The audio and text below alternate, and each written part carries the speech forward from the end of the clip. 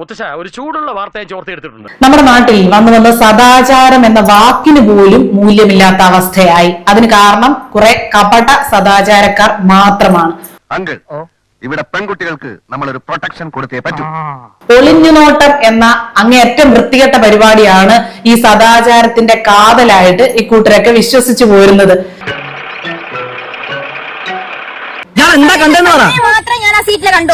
ആ കോളനി ഇത്ര സൽസ്വഭാവിയും കുലീനവതിയുമായ ഒരു പെണ്ണില്ല.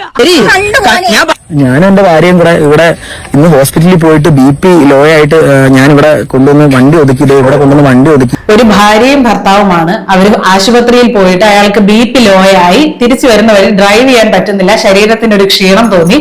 സ്വന്തം ഭാര്യയുടെ മടിയിൽ തല ചായച്ച് കാറ് വഴിയിൽ ഒതുക്കിയിട്ട് അയാൾ കിടന്നു. അതാണ് ഇപ്പോഴത്തെ വിഷയം.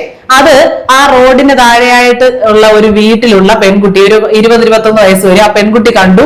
നിങ്ങൾ അതിനകത്ത് മോശമായിട്ട് എന്തോ ചെയ്തു, നിങ്ങൾ ചെയ്യാൻ പാടില്ലാത്തത് ചെയ്തു എന്ന് പറഞ്ഞ് അവരങ്ങ് ബഹളം വയ്ക്കുകയാണ്. അപ്പൊ ഇവര് ഭാര്യയും ഭർത്താവുമാണെന്ന് അറിയാതെയാണ് ഈ പെൺകുട്ടി ബഹളം തുടങ്ങിയത് എന്ന് മനസ്സിലായി. എന്താണ് നിങ്ങൾ കണ്ടത് എന്ന് ആവർത്തിച്ച് ചോദിച്ചിട്ടും അതവര് പറയുന്നില്ല. എന്റെ മാന്യത അതിന് സമ്മതിക്കുന്നില്ല. എങ്ങനെ കിട്ടി കുട്ടി ധൈര്യം? പട്ടാപ്പകൽ വീടുകളെല്ലാം ഉള്ള ഒരു ഏരിയയിൽ റോഡ് സൈഡിൽ ഒതുക്കിയിട്ട് വണ്ടിയുടെ ഗ്ലാസുകൾ താഴ്ത്തിയിട്ട് അവരെന്ത് മര്യാദകേടാണ് കാണിച്ചതെന്ന് മനസ്സിലാകുന്നില്ല. പെൺകുട്ടി ഒന്നും കണ്ടിട്ടില്ല. ഇനി നിങ്ങളുടെ തോന്നിയാൽ അനുവദിക്കാനാവില്ല. വഴിയിൽ പള്ളി ഉണ്ടെങ്കിൽ നിർത്തി പറഞ്ഞേക്കാം. റോഡ് സൈഡിലും അവരുടെ വീട്ടിലോട്ട് ചേർത്തോ അല്ലെങ്കിൽ വഴിയിലോട്ട് കയറ്റിയോ ഒന്നും അല്ല ഇട്ടേക്കുന്നത്. റെസ്റ്റ് എടുക്കണമെന്നുണ്ടെങ്കിൽ വഴി തന്നെ റെസ്റ്റ് എടുക്കണം. തലവേദന എടുത്തോണ്ട് വണ്ടി ഓടിക്കാൻ പറ്റത്തില്ല. പക്ഷെ ആ ഒരു കപട സദാചാരമുണ്ടല്ലോ, അതിന് പിന്നിൽ ഒരുപാട് കാരണങ്ങളുണ്ട്.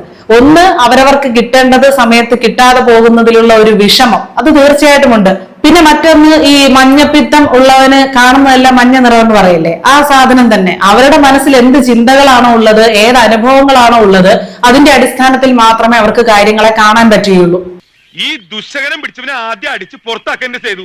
പേഴ്സണലായിട്ടൊരു കാര്യം സംസാരിക്കുമ്പോ അത് എല്ലാരെയും കൂടെ അറിയിക്കേണ്ട കാര്യം. പേഴ്സണലായിട്ട് കാര്യമല്ല, ഇയാൾക്ക് പേഴ്സണൽ സംസാരിക്കാൻ എനിക്കൊന്നുമില്ല. മോൾ ഇങ്ങനെ പറയുന്നത് ഞാൻ ഒരിക്കലും വിചാരിച്ചില്ല.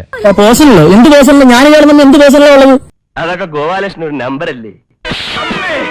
ഇത് എന്റെ ഒരു നമ്പറാ. പോക്കിരുത്തം കളിക്കുന്നത് അതിൽ വേണ്ട തെണ്ടി.